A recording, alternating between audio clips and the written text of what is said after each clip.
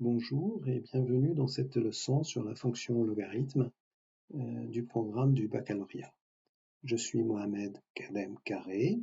Vous pouvez télécharger le PDF de cette leçon ainsi que les supports PDF des autres leçons du bac sur le site web que j'indique ici et qui sera également indiqué dans le descriptif en dessous de la vidéo YouTube.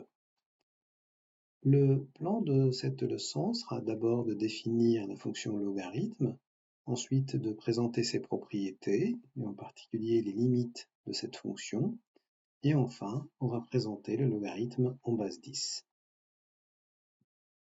Nous commençons donc par définir la fonction logarithme.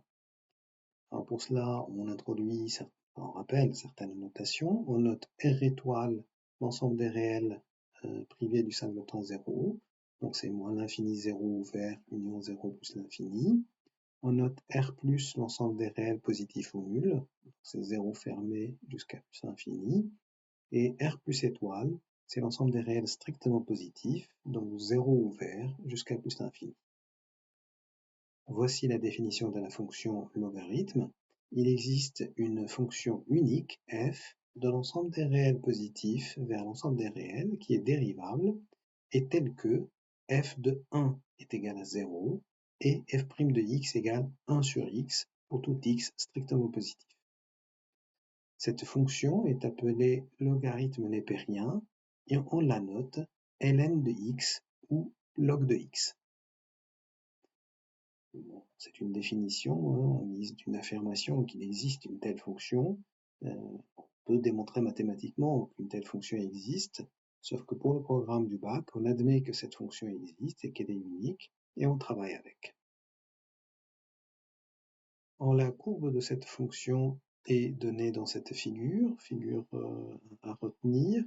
Retenons notamment quand 1 de cette fonction vaut 0, et qu'elle a cette allure-là sur l'ensemble des réels strictement positifs. Donc quand x s'approche de 0, la fonction va vers moins l'infini, et quand x devient grand, s'approche de plus l'infini, la fonction tend vers plus l'infini. Voici les propriétés de la fonction logarithme.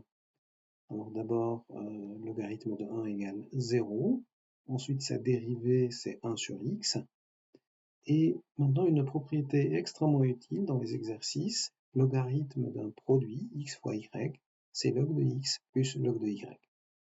Cette formule est vraiment à retenir, c'est ce qui est souvent utilisé dans les exercices concernant la fonction logarithme. Sa petite sœur à cette formule, c'est que logarithme de x sur y, c'est log de x moins log de y. On a également log de 1 sur y, c'est moins logarithme de y. Et aussi, logarithme d'une puissance, x à la puissance p, c'est p fois log de x.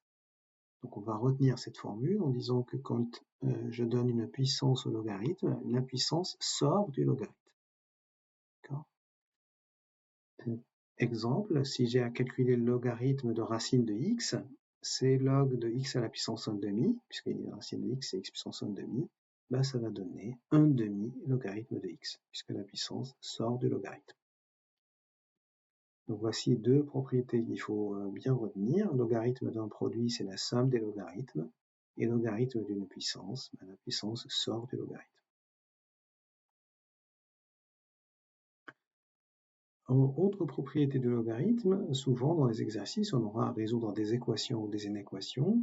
Alors retenons que log de x égale log de y si et seulement si x égale y, et log de x est strictement supérieur à log de y si et seulement si x est supérieur à y. Et ceci est dû au fait que la fonction logarithme est strictement croissante. Voici un exemple.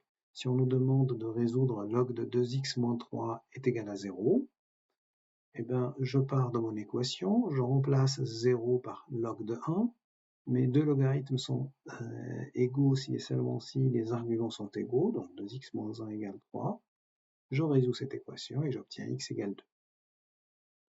Pareil, si j'ai à résoudre log de x strictement positif, je remplace 0 par log de 1, et j'obtiens log de x strictement supérieur à log de 1, mais comme la fonction logarithme est strictement croissante, c'est équivalent à dire que x est strictement plus grand que 1. Donc voilà la manière de résoudre des équations avec le logarithme. Un autre théorème utile, c'est la dérivée de la composition. Si je dois dériver log de u de x, ben ça va donner u' de x sur u.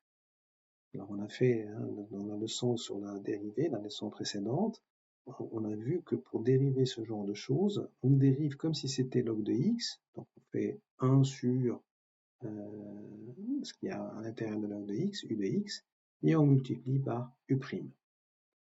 C'est une composition, je peux aussi appliquer la formule de la composition. Quand j'ai la composition de deux fonctions, je commence par dériver la fonction qui est à l'intérieur, j'obtiens u'.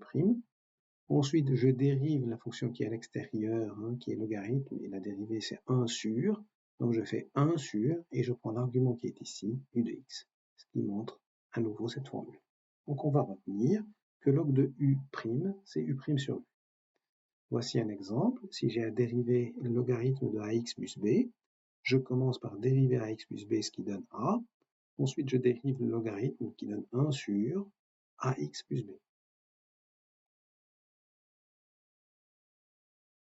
Nous présentons maintenant les limites du logarithme. J'avais indiqué, quand on a vu la courbe du logarithme, que la limite de log de x quand x tend vers plus l'infini, c'est plus l'infini. De même, j'avais indiqué que quand x s'approche de 0 plus, le logarithme tend vers moins l'infini. Deux limites à retenir. On a également que la limite de log de x sur une puissance de x, donc log de x sur x puissance p, quand x tend vers plus l'infini, est égale à 0. Alors, voyons ensemble, quand x tend vers plus l'infini, c'est une forme indéterminée, c'est 0 sur 0, mais on va retenir ça en disant que c'est la puissance de x qui l'emporte sur le logarithme. Comme la puissance, c'est elle qui l'emporte, la limite de ce rapport-là, ça va être emporté par le plus l'infini qui est en bas, et donc ça donnait 0. De par le même argument, le fait que la puissance l'emporte sur le logarithme, si je fais x puissance p fois log de x quand x tend vers 0 plus, j'ai 0 fois l'infini, c'est une forme indéterminée, mais je sais que c'est la puissance qui l'emporte, et donc j'obtiens que la limite est égale à 0. Donc retenons cette phrase clé, une puissance de x, puissance positive, x puissance p avec p positif, une puissance de x l'emporte sur le logarithme. Voilà une application de ces résultats. Supposons que je dois calculer cette limite en plus l'infini. C'est une forme indéterminée, c'est de la forme l'infini sur l'infini.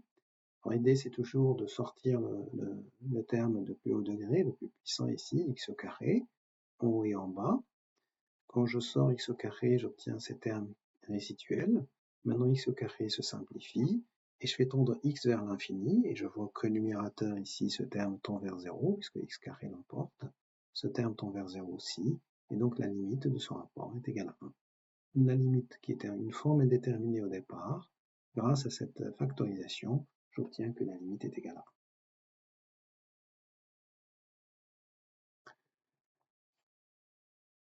1. Un autre exemple d'utilisation des propriétés du logarithme pour calculer des limites, supposons qu'on nous demande la limite quand x tend vers 1 de log de x sur x moins 1, regardons que x tend vers 1, ça tend vers 0, et ça tend vers 0 aussi, donc c'est une forme indéterminée.